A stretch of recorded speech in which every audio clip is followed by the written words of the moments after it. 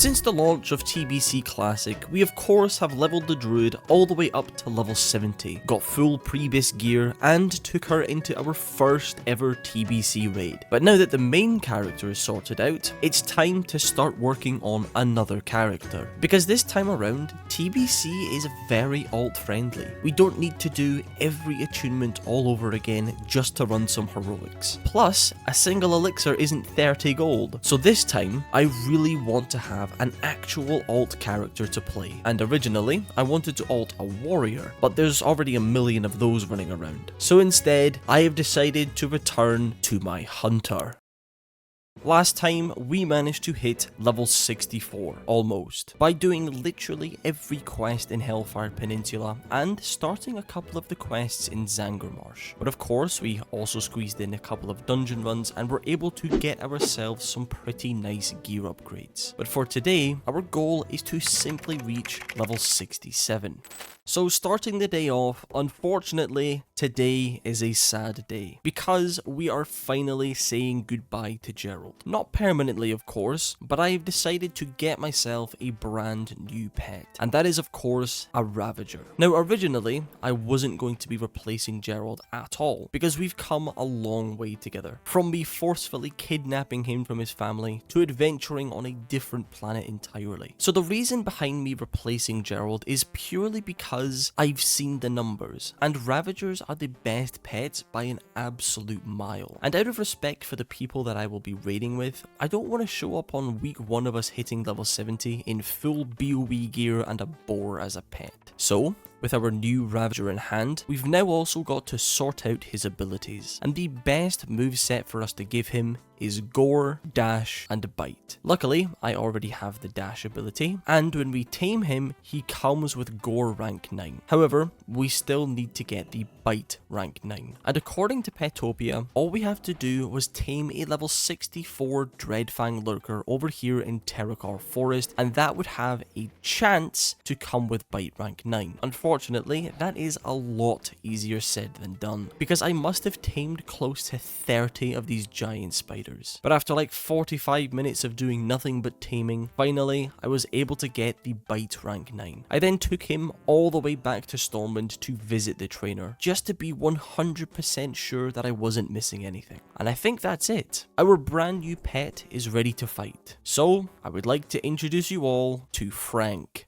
So with our new pets now sorted out, it was time for us to get to some questing. And I was very tempted to head back into Zangarmarsh to finish off the quest there. However, we have already done that on the druid. So instead, I decided to start off some quests in Terokkar Forest. And almost immediately after leaving Shattrath City, I am already confronted with a couple of loose NPCs offering quests. And I mean, how can I resist? It was a small string of quests in and around this building that had a strange aura around it. Apparently a residue from something that wiped out a ton of druids. Once inside, I found another NPC called Warden Treelos, who seems to be slightly insane because he wants us to slay whatever is in the tower because he fears that it's looking at him. I mean, I'm not one to judge. I too fear people looking at me. But before I went and did that, I first went a little bit into the forest to kill the Terramoths, since there wasn't enough of them wandering around outside of the building. I then went all the way to the top of the tower to see what Treelos feared so much. Just looks like a regular Terramoth if you ask me. I then returned to Lathrai and handed the quest in, which then sent us over to retrieve his stolen goods. Now as far as it goes, I was quite excited to explore Terokkar, because I spent a lot of time running through it and flying over it, but never actually did any quests in it. But there was definitely a theme, and that theme was the Arakoa. I really hate the Arakoa. I mean, I've got a thing about the Harpies. Bird plus people just doesn't really mix for me, and the Arakoa are basically that, except heavier on the bird theme. Okay, bird people rant is over. I mean, it's gotta happen at least once per video. At least it's over quickly this time. Lathrai then sent us over to a place called Turem for a very simple quest where we've got to kill the Firewing courier and collect the sealed box and then return it to him. To be honest, I'm not entirely sure why I spent so much time on one NPC's questline, but my guess is that this string of quests was actually intended to be the first quest that you did for this zone, because after turning that one in, it sent us deeper into the zone to a place called Illyrian Stronghold. This was clearly a human-based settlement because it had a very strong Stormwind vibe, with the classic blue rooftops and giant lion statues everywhere. Of course, I didn't spend too much time here though. I basically just grabbed all of the quests and then pissed off again. And yes, I did indeed forget to grab the flight point.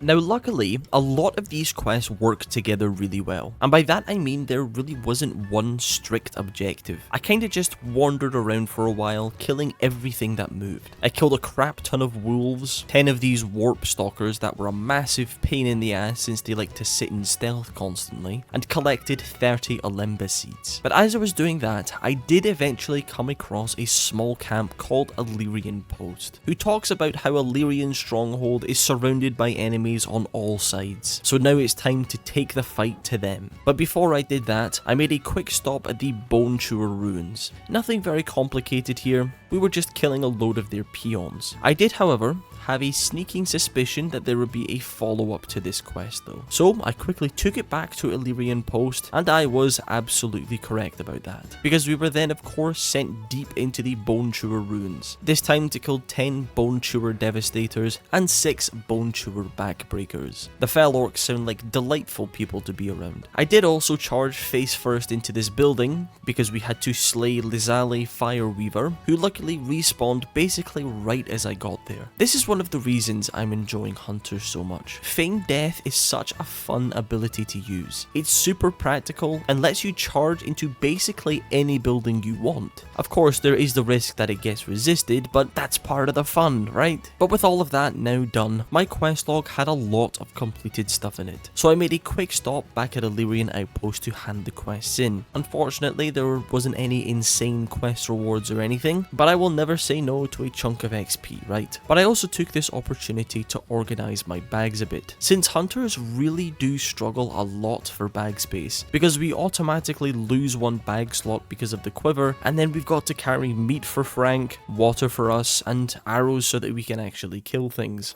I actually decided to take a small break for a bit, and coming back I had clearly forgotten to hit record because we are starting by being swarmed by like 30 mobs at once. I very clearly didn't understand this quest at all, because according to the quest description, we were supposed to find Scout Nephthys and receive a disguise. Well, I found Nephthys, but she was red and non-killable. I spent literally about 25 minutes trying to figure out what it was that I was meant to do. I abandoned the quest, re-picked it up, relogged, restarted, but in the end I just googled it and all I actually had to do was not be mounted. Could have been a little bit more clear with that one, lads. But now that we were disguised, what we had to do was enter into the compound and converse with 3 different NPCs. But very randomly, a load of the mobs started attacking me, and at this point I was over this quest. I mean, after spending half an hour doing nothing, can you really blame me for skipping this one? Luckily though, the follow-up quests were all pretty standard as far as it goes. I went back over to Terem to steal Draenei vessels from the broken that were there, went over to a place called Vale Shianor to kill more Arakoa, stupid things, killed the big bad wolf Ironjaw, and went over to the Firewing Point to kill a gazillion Blood Elves. And the strange thing is, throughout the past couple hours of questing in this zone, there really wasn't that many players going about. But for some reason, there was at least 10 players here all doing the same quest at once. Luckily, this isn't vanilla though, and the mobs seem to respawn relatively quickly. And well, that was kinda it. We had done pretty much every quest for the foresty portion of this zone, so I grabbed Frank and started moving down towards the Bone Wastes.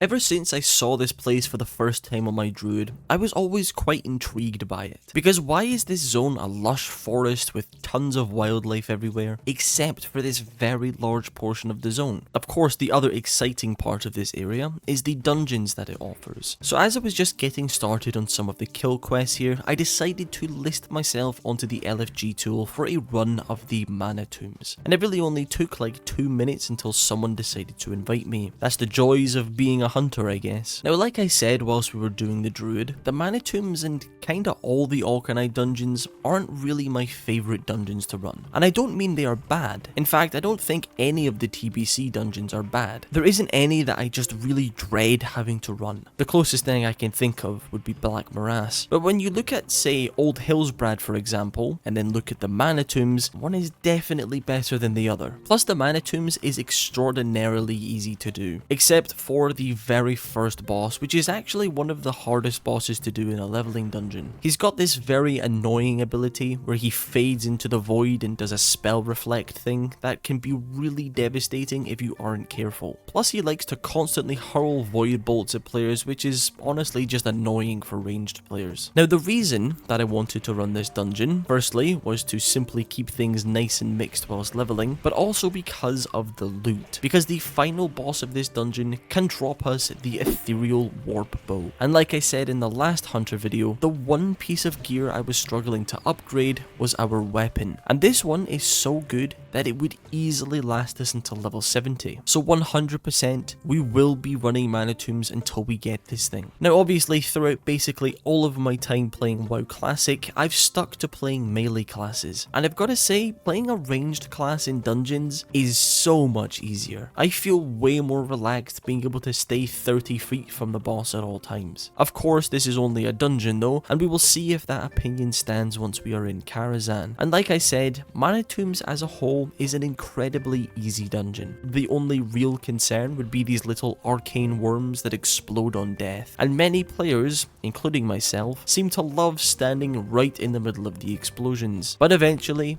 we get on to killing Nexus Prince Shafar, the boss that can drop our bow. I mean, wouldn't that be nice? One run and done, right? No, this is me we are talking about. I'm not allowed loot. And well, that was kinda it. I was determined to get that bow, so I wasted zero time and jumped straight into another run. Our second group was luckily a very solid group, and we had no issues taking down the first boss, who dropped the Boots of the Outlander. That would give us 22 agility and 44 attack power. And sure, they certainly aren't a crazy upgrade or anything, but an upgrade is an upgrade. And as we were just clearing out the last room of the dungeon, we managed to hit level 65, which means only one more level to go until we can purchase ourselves the Kill Command ability. As for Nexus Prince though, he unfortunately dropped the exact same boots as the first run, and this group were actually planning to go straight back in for another run. And well, how could I possibly say no? Same story really, it went incredibly smoothly. The healer was really good, I gotta give it to him. And just to prove how insane my loot luck really is, for the third time in a row, those stupid boots dropped. And sadly this group was planning to disband after this run. But before we did, we actually went and did the little escort quest, which is just extra XP, which I'm not going to say no to. And to be honest, I was very tempted just to call the runs here, because the mana tombs gets really boring really quickly. But I decided to give it one last attempt, and if I didn't get it here, I would just have to find an upgrade elsewhere. So we get Nexus Prince down, and there it was. I was so happy, because with this bow, we wouldn't have to worry about our weapon at all, at least until level 70 anyway. So with our new bow in hand, I actually decided to take a little break for a while. But coming back, I of course forgot to hit record, and we are starting down inside of some catacombs looking place, and on an escort quest. Now as far as it goes, so far TBC hasn't had all that many escort quests, which isn't a complaint by the way. I've never really been that much of a fan of them anyway. And in fact, I think this is our first escort quest that we have seen so far, and it was a perfectly standard one too. No special gimmick or anything. Just take the NPC back to the settlement. The rewards really weren't anything special, just a bunch of caster offhands. And since we were up here now, I decided to finish off the quest that we were doing down in the catacomb thing up on the surface, where we had to kill 4 Cabal Spellweavers and 2 Cabal Initiates. Easy done. I then handed the quest in, and the follow-up quest then of course wanted us to go straight back into the catacomb things. This time it was actually kind of a pain in the ass, because we had to go to the very back of each of the rooms, kill the mob, and loot the item. However, for some reason, I think the mobs had some sort of hyperspawn feature, because every time I managed to clear a path, a new mob would spawn right in front of me. But I did eventually manage to get it done, and I feigned death my way back out again, and handed the quest in.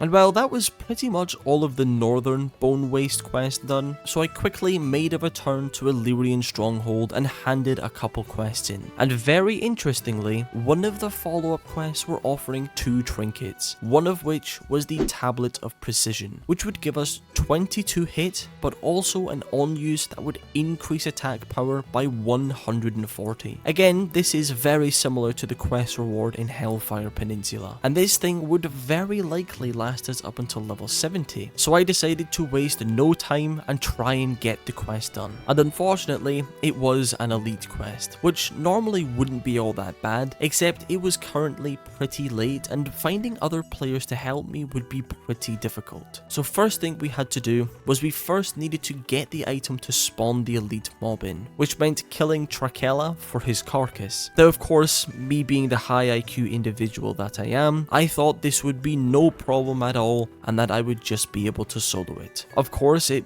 went about as well as you can imagine, and unfortunately I had to go all the way back to Terokkar to pick up another carcass to spawn the boss in, and I decided that I would just give it one last go as a solo, and if I wasn't able to do it, I would just come back later where I would hopefully be able to find some people to help me. But that's when something interesting happened, something that I've never experienced. A random horde mage decided to help me out. Usually they just kill me when I'm on low HP, but I think that was because the mage then wanted me to help him. And I can't lie, I was extremely tempted to just watch him die to the mob, but I thought I should be a good citizen, and we were able to get his mob kill. We then thanked each other and we both went our separate ways. Yeah, very strange interaction, but hey, we managed to get the quest done, which is all I can really ask for. I then rushed back to Illyrian Stronghold and grabbed myself our brand new trinket.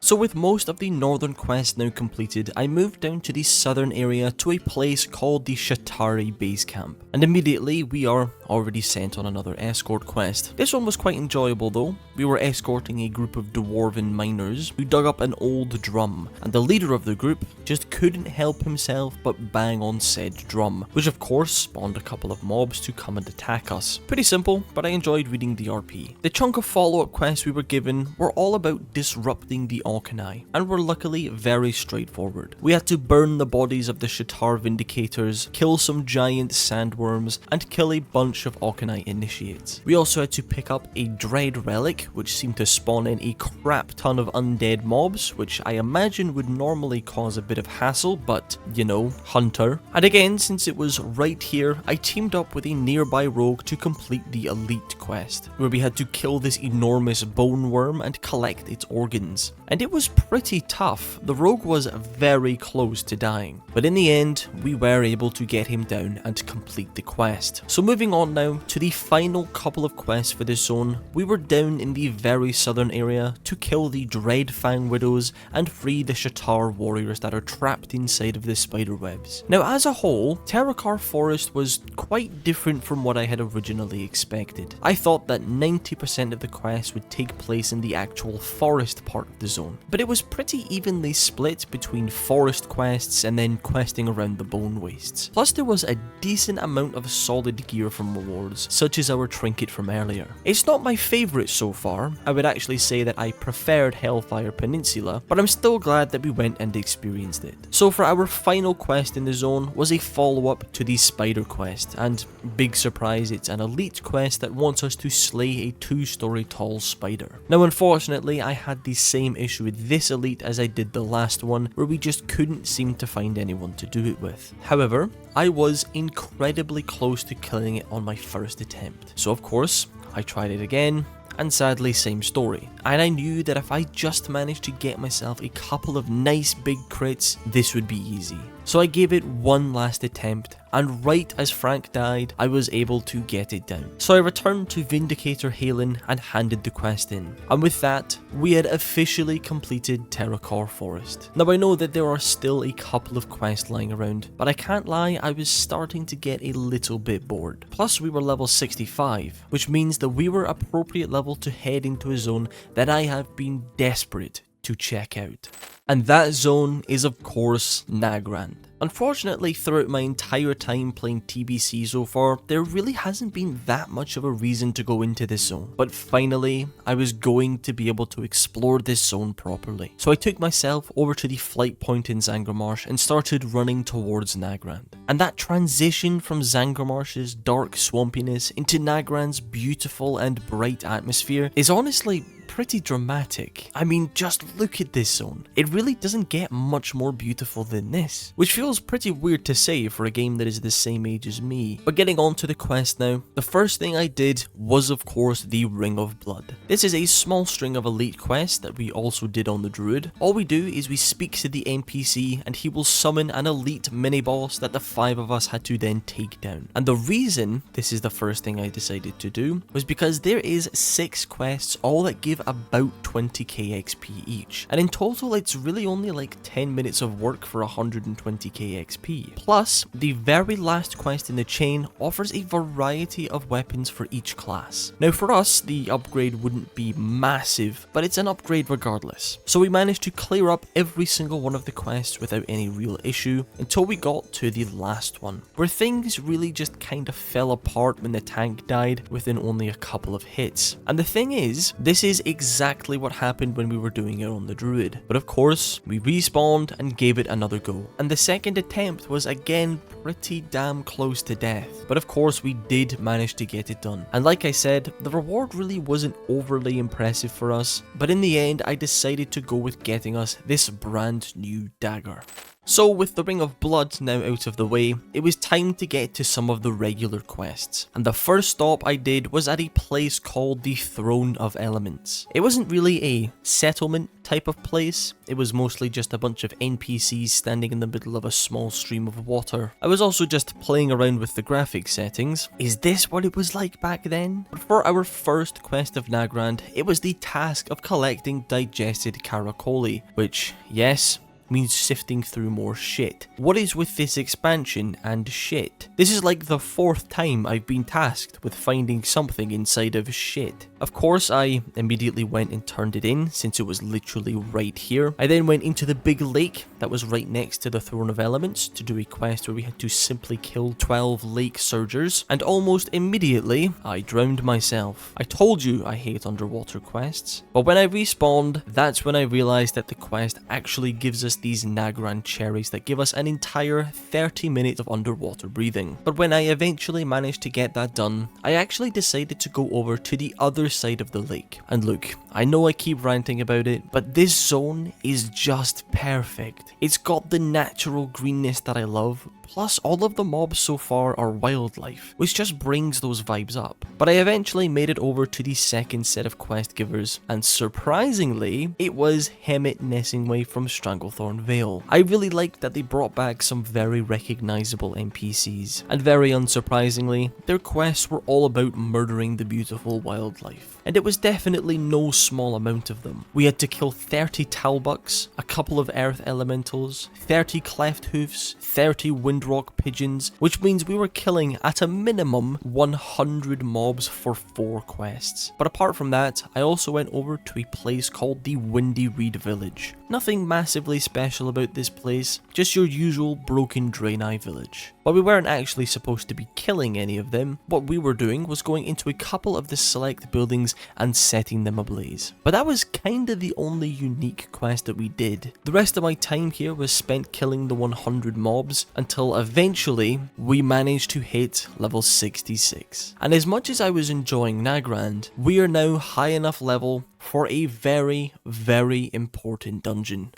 And that dungeon is of course Sethic Halls, my least favourite dungeon in the entire game. Not because of the dungeon itself, but because of the bird people. Look, I know you guys are probably tired of me ranting about bird people at this point, and okay, fine, I'm not going to say anything this time. Now the reason this dungeon is so important for us is purely because of the loot. Because when we do eventually get around to raiding, I'm actually planning on playing as a survival hunter. And one of our pre-bis rings comes from this very dungeon, and that is of course the Ravenclaw band. 20 agility, 30 attack power, and 13 hit rating. It is incredibly simple, but just purely good. So my plan currently is to spam Sethic Halls until we get that ring. Now I know I hate bird people and everything, whatever, but if you look past the bird people, this dungeon is actually quite a fun one. I do really like the flow of everything. Plus the final room of this dungeon can actually be pretty tough to get through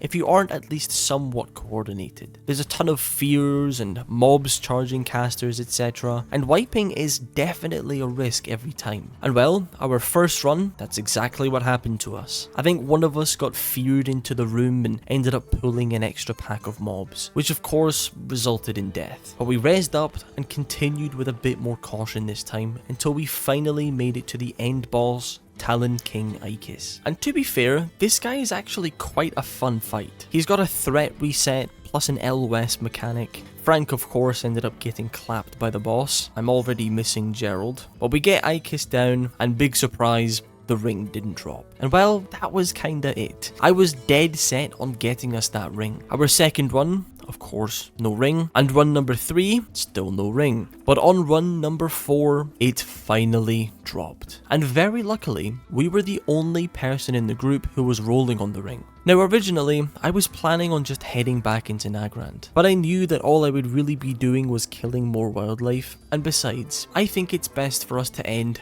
on a good note. I hope you all enjoyed today's video because I enjoyed making it. I'm still really enjoying Hunter. You know, everyone always talks down to Hunter, saying it's one of the easiest specs, etc. But it's really not. It's actually very fast paced and I can't even imagine what adding in melee weaving is going to be like. As for content coming, I do plan on making the next video a druid video because phase 2 has officially been announced. So I would like to get the druid all caught up. And of course I've still got the druid TBC movie thingy that I'm sitting on because I'm trying my best to release it at a time when I kind of need the extra time between videos. Anyway, I think that is enough yapping for today. I hope you all have a wonderful rest of your day and I will see you all later.